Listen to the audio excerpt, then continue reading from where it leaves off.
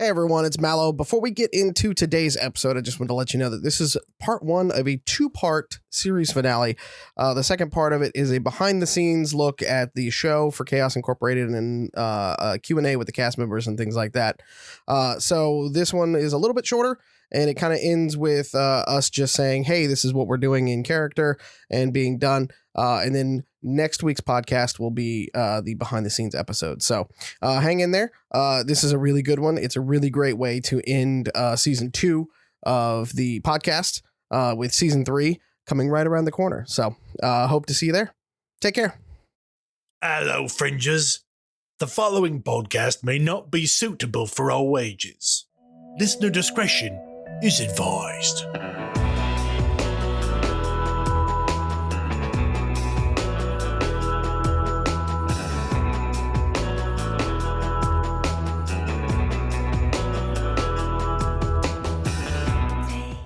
Unmute. Hello, everyone. How are you all doing today? We're back. It's been a couple of weeks. We missed you. We love doing this show. I actually take a lot of joy. I was talking to someone about this today. One of the great joys, and I do now between the various channels that I'm on, I do between 3 and 5 streams a week, which is a lot of content creation. But honestly, I derive a lot of joy from content creation, from being on camera with y'all, talking to audiences, and hanging out with all our friends. It's one of the joys in my life. It really, really is. So, welcome back to Chaos Incorporated. I, as always, am your GM. I am Alex the Humanoid. I am joined by my wonderful cast, plus maybe a ghost of a cast member. A ghost. Ooh. We're haunted by the ghost of Stitch's past. Oh no! Marley. First in the shoot today is my good friend Caleb playing Zed Lane. Hi. I don't have a quote because everything changed and I had a plan and then the plan changed and my mind stopped working. Hi. It's okay. We're professionals. All? Are you done? I'm done. Okay. Plans changed. I can't mentally handle plans changing this quickly. It's great. And then next is our friend Kaylee playing the intrepid hacker, Shawn. Chaos already dominates enough of our lives. The universe is an endless raging sea of randomness. Our job isn't to fight it, but to weather it together on the raft of life. Nice. Very nice. Thank you for yeah, I appreciate it. And last but not least is Michael playing Maxi. Why is pain so damn impatient? Ain't like it's got a place to be. Very nice. Also apropos, not just in game, but in life. When last we left our intrepid heroes, they finished up a very intense battle. A very, very intense battle in the hotel.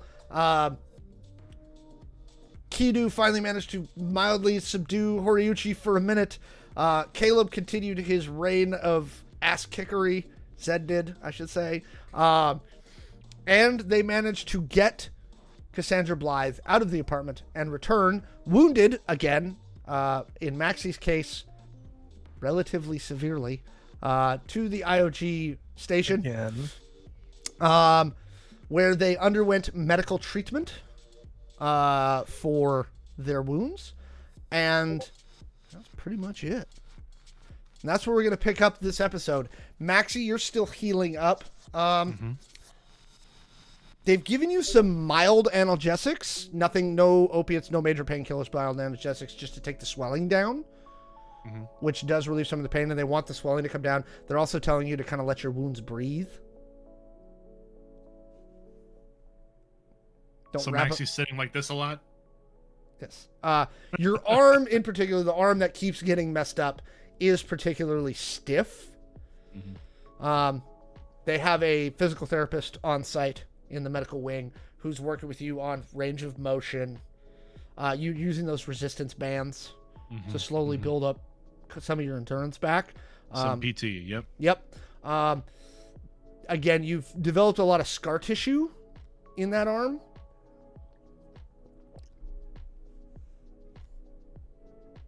How does Maxi handle physical therapy? Is Maxi grudgingly going through it, or does Maxi throw in with gusto?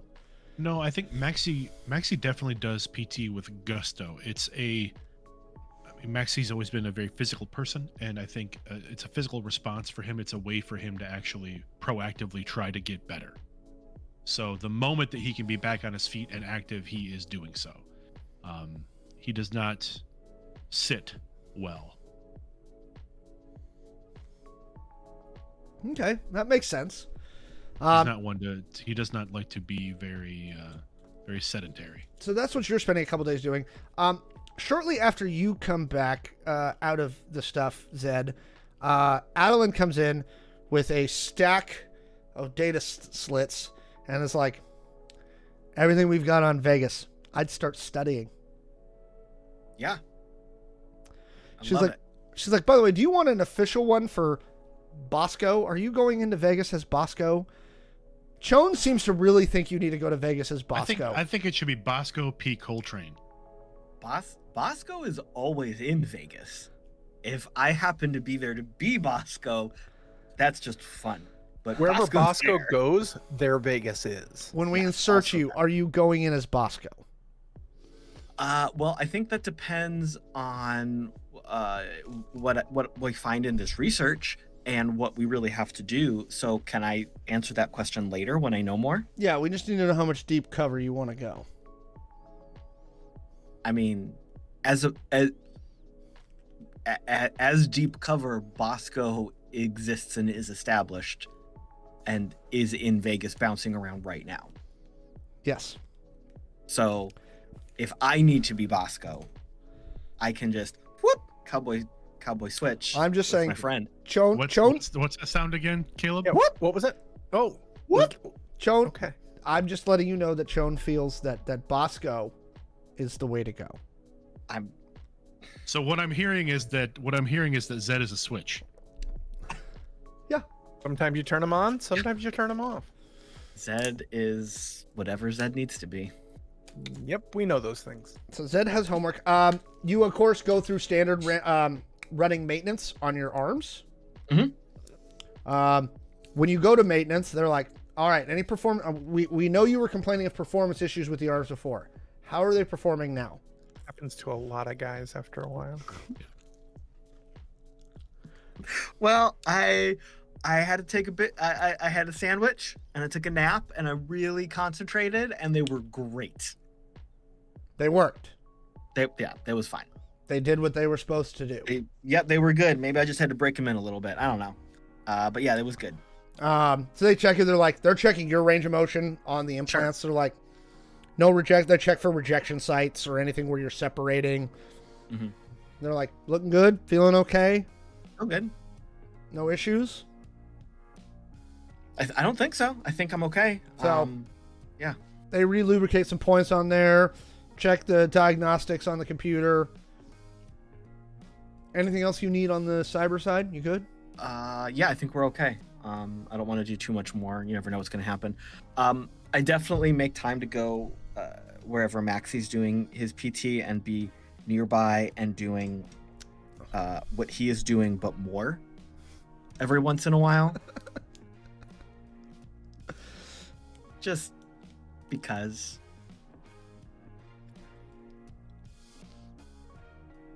I don't make a big deal about it. I just, and then I Yeah. just leave. Thanks. Maxi sees that and grins. Like he understands. Yeah. This is a new side of Zed, the physically competitive side. Mm-hmm. Just his arms are competitive, though. Well. Yeah, I'm just hanging out, doing some pull-ups. Which doesn't take much for you to do because you're So that's the point. That's the point of this joke, Alex. Yes. You've literally got a subroutine on the arms to like just they just do At it one point, I'm themselves. just doing one. It's just going by itself, and I'm like eating a sandwich. This is real good. Max, do you want some? Yeah. I'm just being a dick. The next day you're in there doing the same thing, but you're making a sandwich with the other hand. So, because that wasn't like asshole enough. When on the third day, You rested. And then on the fourth day, I do the gravity boots, and I'm hanging upside down doing crunches, and I'm making a sandwich while I'm doing crunches. I Like need a you, roll I need on you- that one, Alex. I need an agility check. Oh, damn it. I gotta get my dice out now. You did this to yourself. I said no rolls for this session, but you did this Yes. to yourself. You know what? I'm glad. Hold on. What's my agility? It's a +1, isn't it? Yep. All right, here we go. 7. You leave Mustard foodstuffs all over the everywhere. floor underneath you as you spill things. You use like little pieces of lettuce, a couple of pickles. What condiments were you using, Caleb? Grey Poupon. And there is mustard everywhere. Good. I know how ritzy and bougie I am. It's true. That's true. Chone, Yeah. how are you whiling away the hours?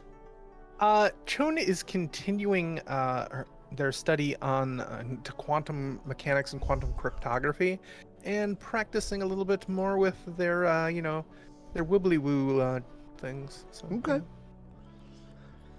And All I right. don't know why suddenly I'm calling them wibbly woo things, but that's Sure. I think I might stick with that because I like saying wibbly woo. After a few days, you all are hanging out in kind of like the little like recreation lounge. Toward the later afternoon, you're thinking about dinner soon, when you see Mike Tate, heavy on his cane, come walking in. He looks at the three of you and says, "Healing up well."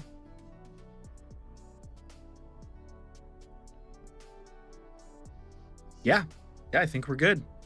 I had no problems. As well as can be expected. He goes, "Come with me. Have something to show you." Oh. Chone follows. Yeah. He brings you into a well-appointed office in the station. It looks like it's for basically whoever's the highest-ranking person on site at the time. He's obviously taken it over. He's in there alone. He motions you to 3 kind of plush pleather chairs in black. It says, "Have a seat." Chone takes the middle seat.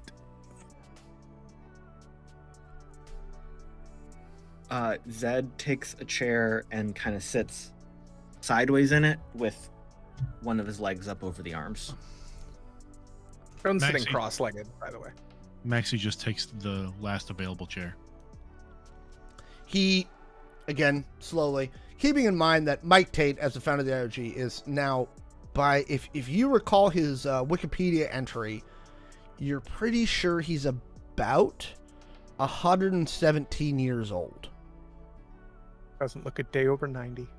Mm-hmm. So he doesn't move super fast, but he moves over toward a console bar on one side of the room, takes out 4 glasses and pours a brown liquid about 3/4 of the way up in each of them. She shuffles back over and hands you each a drink.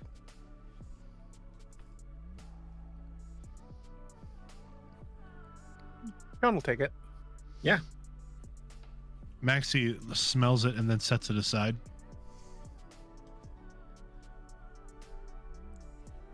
He goes, "You saw in the news the man who founded the agency with me, Rob Barnes, was found dead a couple of years ago. Yes? It was fairly significant news at the time. Yeah. Mm-hmm.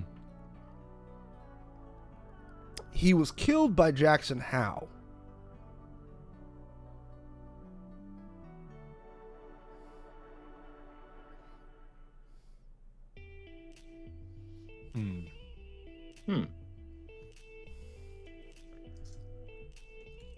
Jackson, Well- the reason he works for us is this is his penance.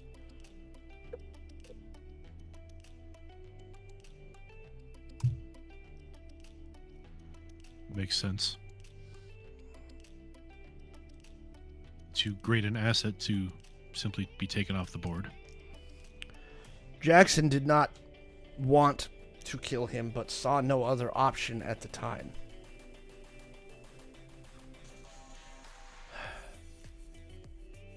Are you aware of what Rob's position was within the agency when we founded it?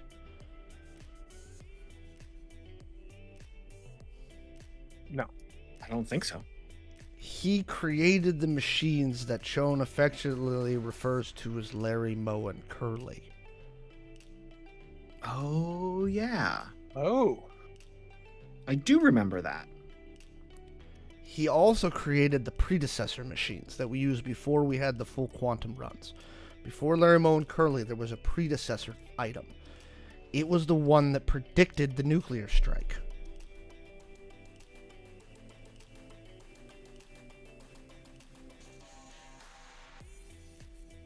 Didn't Redcap tell us all of this way back when? I think. Yes. Some. We've now learned that Allison Quintero, who had infiltrated, was aware of this. But there was more we didn't know. We found out some things recently. Rob's wife was going through some of his things. She finally has gotten around to clearing out his old office at home. And she found this, and he pulls out basically a rather oversized solid-state drive.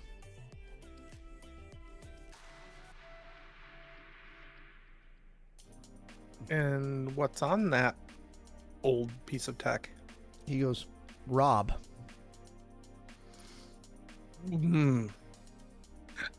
Excuse me? He uploaded himself? Not the same way.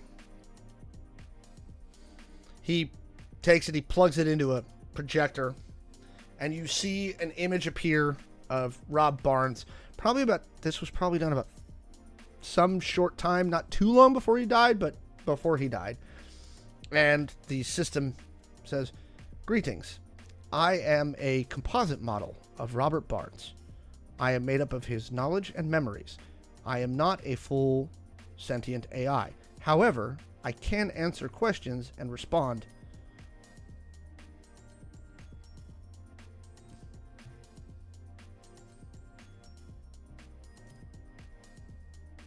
Ooh.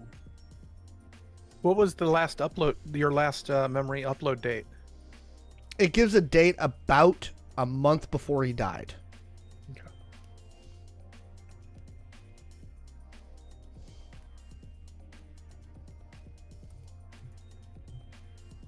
Shawn takes out their glow and starts like it kind of gets a little wide-eyed as they have a thought and starts taking some notes real quick.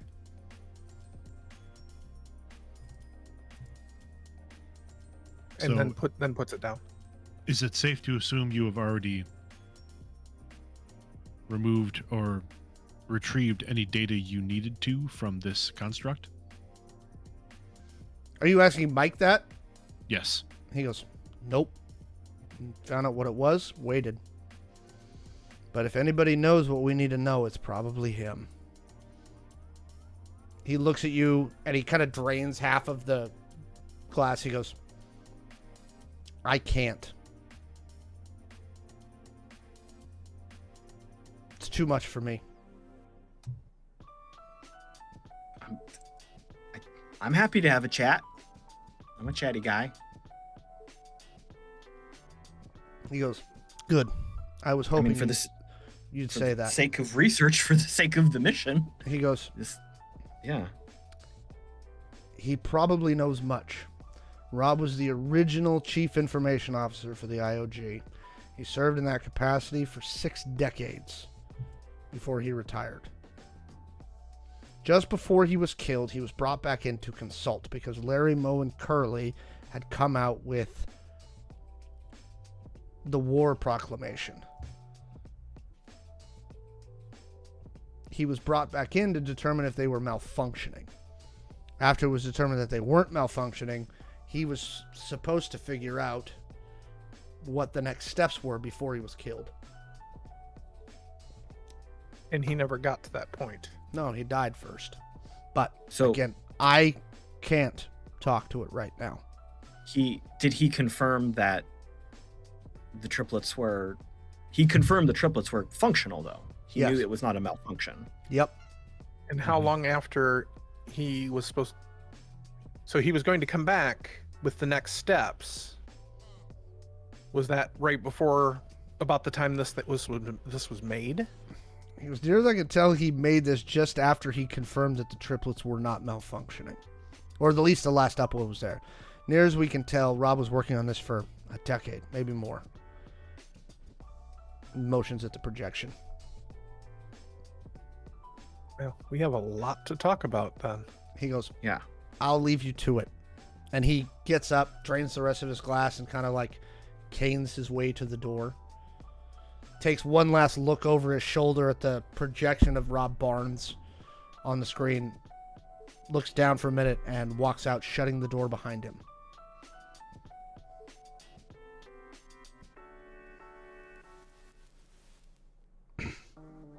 Are there controls on this drive for No, it, you just talk to it. it's just a projector? Think of it as a specifically like a overjuiced large language model that's been programmed with all of his thoughts and memories. So the sole programming it has is to respond as if it was him. Gotcha.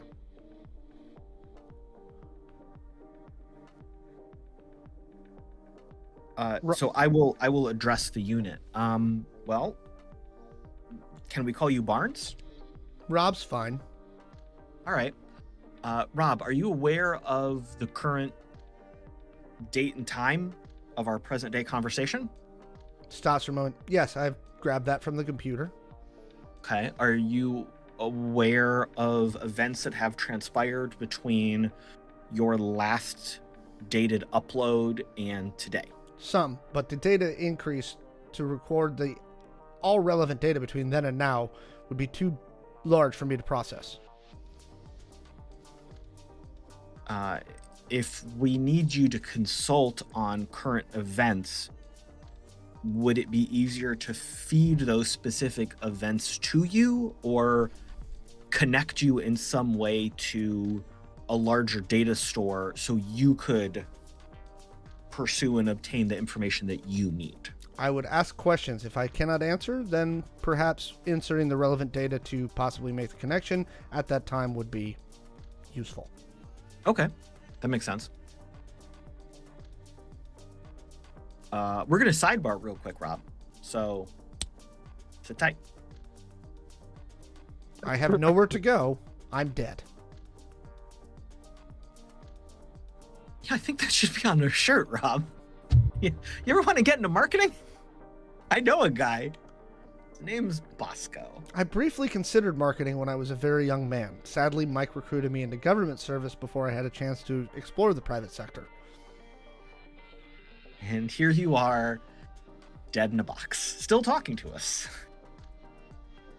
Rob, one piece of information that you may need to know on this is we are currently at war, for lack of a better term. The benevolent AI has lost it and is attempting to create, thinks it's a god, and is attempting to leave the planet to spread its dogma elsewhere. We had And suspected that the founder of Benevolent had uploaded himself into some sort of system. To learn that it had generated to a Type 4 AI does make sense, especially with the fact that we believe it was infected. Or I should say, I believe it was infected. Infected by what? I suspected that Alice Quintero stole the original programming and algorithm set for the first predictive machine and inserted it into the AI.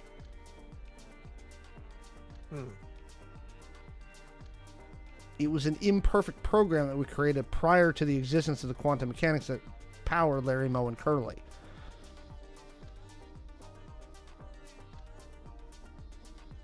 Alex, Shawn has a sudden thought and is going to try and quantum call Larry, Moe, and Curly. Try and reach out through the quantum realm to Give me a see if determination check. I gotta get a die. You said no dice, Alex. You all keep got to doing roll. things. This is your fault. Okay. You're not going to believe me, but I'm literally not going to touch that natural 20. You are currently quantumly entangled with Larry, Moe, and Curly. I mean, my head's going to explode, but No, they let you know, again, via impression, essentially, is what you're getting from them. That they're not going to feed you their entire. Good. I'm just saying hi and letting them know if they need to tell me anything, they can reach me at this number. They're listening to what you're saying, and they're listening to what you're hearing. And I'm going to feed them Rob Barnes's information. I'm going to tie them into this conversation. You get an impression of warmth from Larry, Moe, and Curly. So, Rob, just so you know, Larry, Moe, and Curly are doing very well, and they miss you. Who is Larry, Moe, and Curly? Keep in mind, that's something you assigned them. And Kaylee, if I can just ask, is Shawn, is this being broadcast into the room for the rest of us also, or is this just communication between you and the three of them? Just me and them. Well, Okay. I'm saying this out loud to Rob, but I'm letting them hear and see what I'm saying. Okay. So I've got a quantum link open to them. Okay. So, apologies. The quantum triplets. My children. Yes. I just thought you'd like to know. So you said you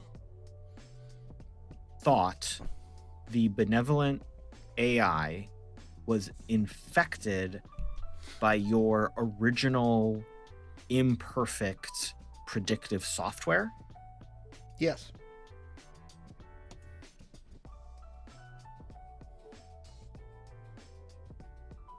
So I'm kind of new to figuring out all of this AI quantum-y stuff. How does that infection work? Like, because of the hardware and his underlying programming, it would be like a portion of his brain was constantly on a hallucinogen seeing futures. Ooh.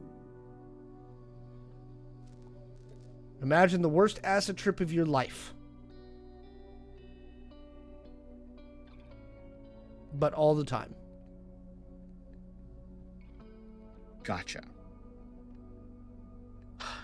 So the predictive software that you made Was not designed to be on something that was directly inserted into the grid. Neither the current system nor the previous system was ever allowed to have direct connection to the grid. So you would have just used it to input data and say, based on what I've given, based on these data points, what might happen. What all data it was given, yes. We only scrubbed it for malware issues and things like that. But because then it was put into the AI and connected to the grid, it had so much input, there was no control. It became an acid trip of constant prediction. Which Garbage in, garbage out. which would drive him likely insane.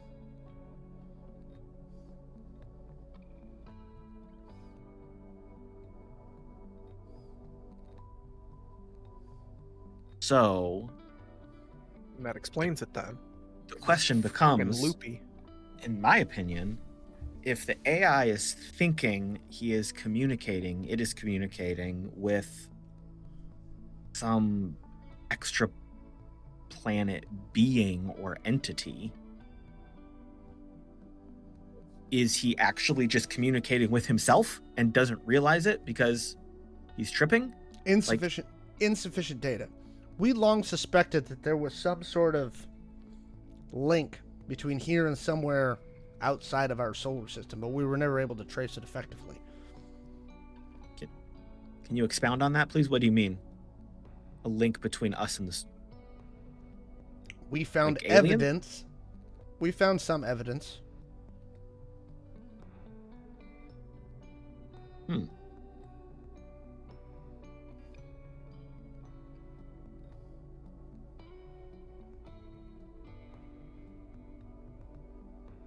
I want to know more about this evidence. I also want to know what we should do with this AI. The AI must be destroyed. Yes.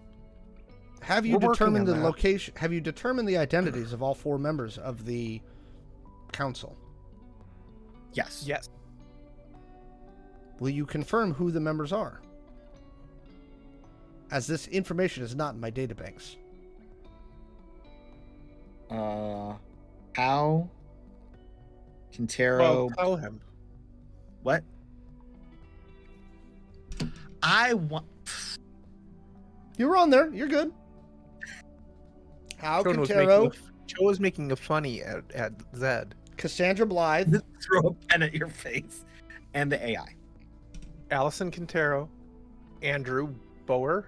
Is that how was you the pronounce AI's name. it? Cassandra Blythe and Jackson Howe. Collating. Interesting. Only 3 of those names ever showed up on possible lists.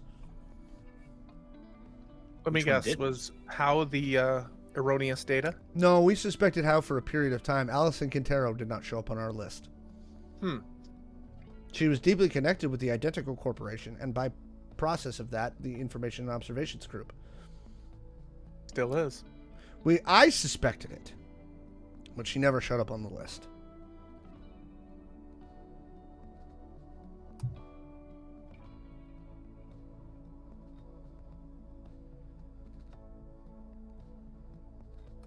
Would you like to know anything else? Well, there's so much. Yeah, I don't know where to start right now.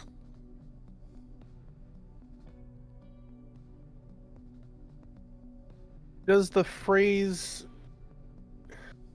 No, I don't. Let me think about this. Do you know anything about the bioengineering programs that have been going on? We had located individuals that had genetic mutations prior to what we believe were those bioengineering. We suspected again that there was going to be bioengineering, and my personal opinion was that the next war was going to come from a Cold War turning into a hot war based on this next step of human evolution. I was never able to confirm as such, neither was the system. But that was my suspicion. Plus, we knew of Kidu.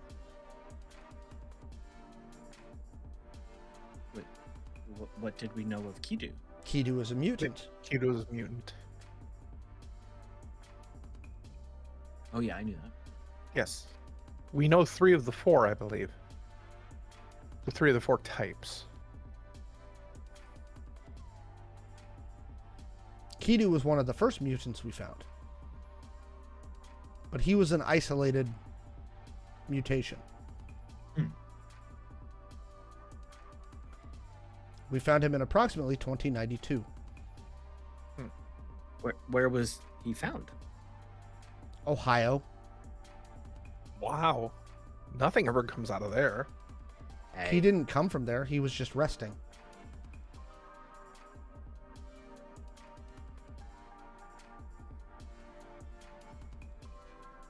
Like he was traveling and he just decided to hang out there for a little bit? Yes. Huh. I know that Cleveland and Columbus have a lot of big medical complexes, so I just assumed like he came from one of those, but Kidu was born a mutant. oh.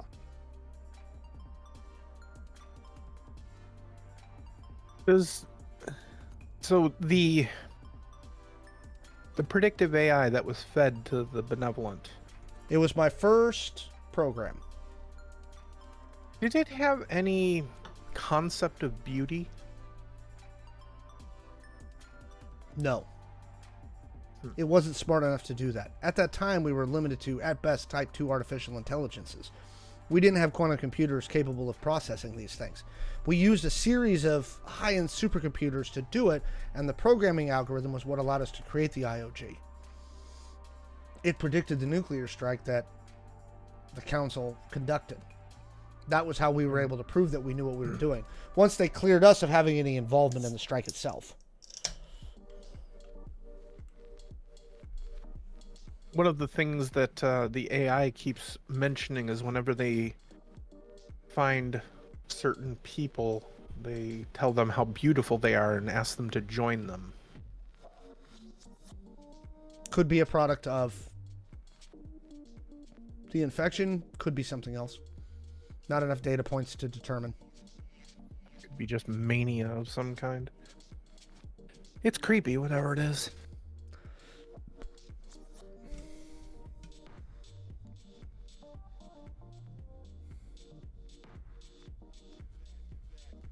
Do you have any more questions?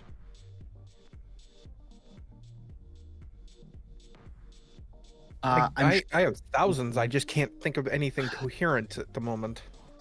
Yeah, I think Rob, we need to Rob's regroup. the avatar smiles at you. He goes, "I know exactly how that feels. That was always my problem. My problem was I had so many questions, and I never knew quite how to ask them. So I built the machines to help me ask those questions so that I could find answers. I always wanted answers. I always wanted to know." Well, right now we are on task to find and destroy the AI. We are certain it is trying to get off planet. And we believe that it getting off planet will be... Make it impossible to contain. Right. And that is a major step in its plan towards domination and destruction. I have it on a very good authority from quite a long ways in the future that will cause the downfall of the human race. Unable to compute that. Long ways in the future. Obviously, you understand the basic concepts of quantum mechanics, correct? Yeah, of course. It was a silly question, but I'm basing this on something. There is a... Are you familiar with the term the entangled? No. There are people now in this world who have the ability to affect the quantum state. Quantum entanglement would be a significant thing. It was something that I wanted to be able to do with the system, but we were never able to push full quantum entanglement with them. It was deemed too high of a risk. Well, against my John's going to attempt to because Jackson or Mike Tate's empty glass is on the table, right? Within Rob Barnes' line of sight, I would assume, because it's in the room. John's going to hold up their glass, and I'm going to basically juxtapose the two glasses so that the liquid ends up in that glass and not mine without moving. Give me a determination check. I need to know if I fail this, I'm going to use a roll to re-roll it. And that is plus 2, that's a 12. But I can use stubborn. No, fairly simple. Okay. The system looks at it and is like, fascinating. That would have been very interesting for me to know while I was alive. Sadly, I as a model cannot do much with that. It's a data point. It is a data point. Say, in the future, there are people who can do much more than that. And both Kidu and I have been visited by such, who have warned us about the escape of the AI. Quantum entangling one of the systems, while risky, could prove to be a good weapon to use against the AI.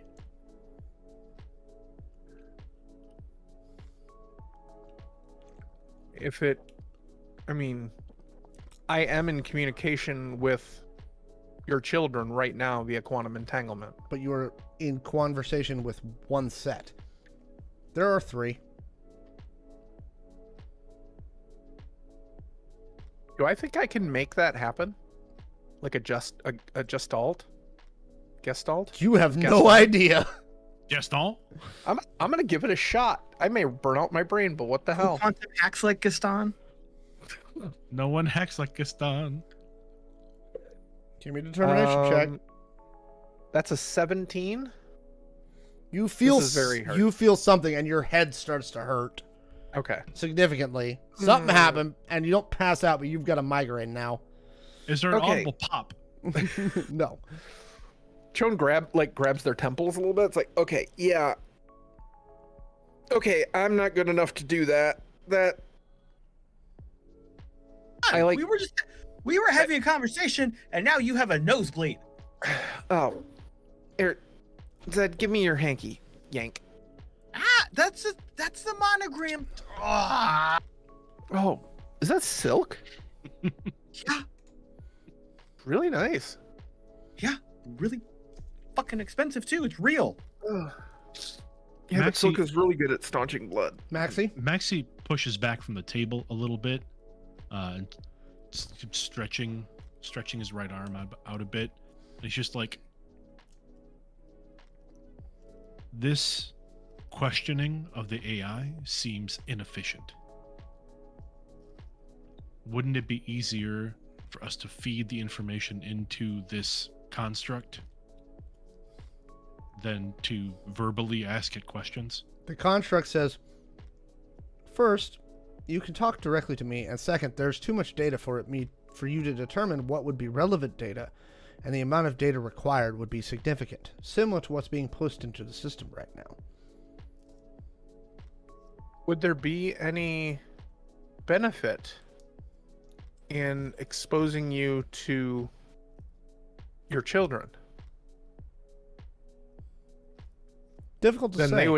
they would have your knowledge as well as what they've gleaned and the current state of the world. Exposing the programming of this model that I have created here to a quantum system, the effects are unknown.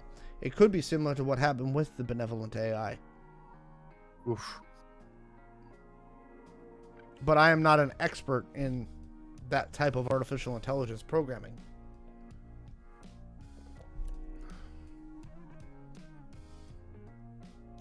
And I'm still kind of new at it.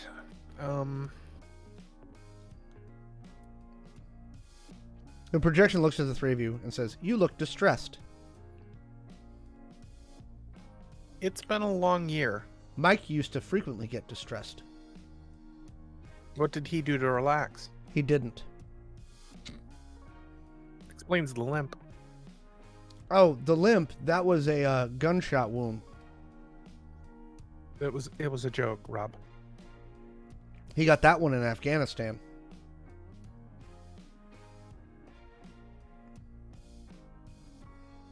Rob, I think right now we're just kind of overwhelmed with new data, and we're trying to pick a direction of what to do, what to ask.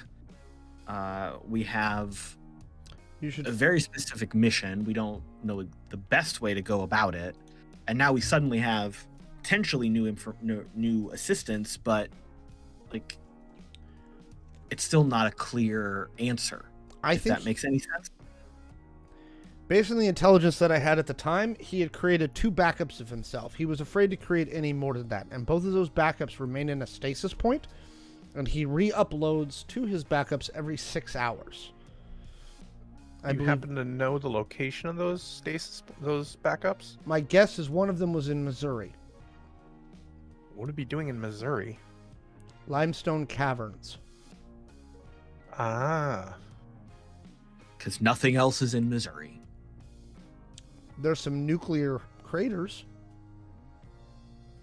and it smiles at you. But the caverns are... Was that a target? Nope. Hmm.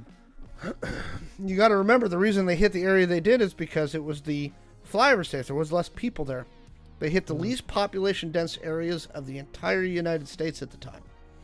The whole idea was to drive everyone to the coast and destabilize the U.S. government. At least that's what we presumed. And in that, they were successful. They completely destabilized the U.S. government and helped lead to the Reformation.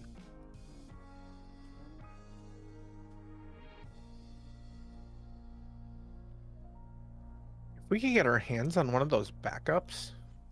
I would presume one is in space, probably in a low orbit station, and one is going to be somewhere. Andrew was a flag waving patriot. The other one's going to be somewhere in the former United States. Patriot, huh? Mm-hmm. I mean, we know his current partner, Aguilar, is hanging out in Texas. Possible, but Texas is under embargo, and he wouldn't want to be traced.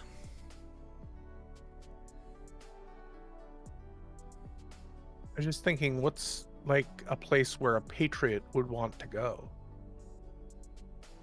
Mount Rushmore. Is it in George Washington's nose? Are you asking my opinion? Yes. Virginia.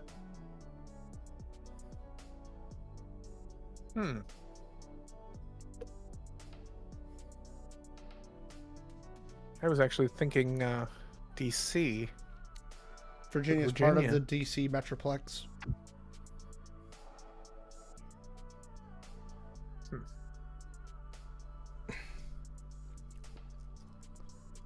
But you're going to Vegas. Why are you going to Vegas?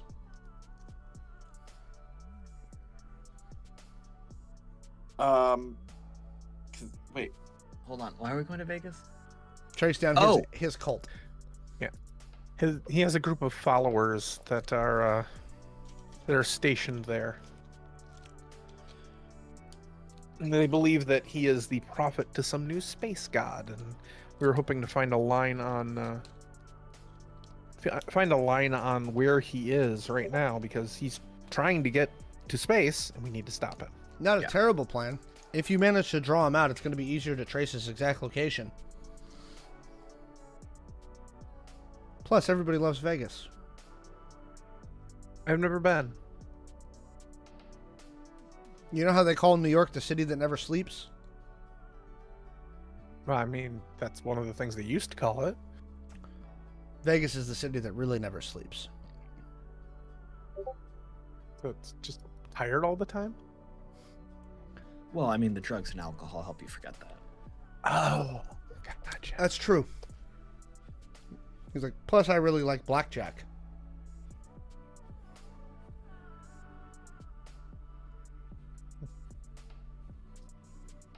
Yeah, that makes sense. That'd be your game, Rob. Kind of predicting what's in the deck. I'm a predictive mathematician. Were you a card counter? I loved counting cards. You do not have to merely ask me things. I have encompassed the entire thoughts and memories of Rob Barnes as of 1 month before his death.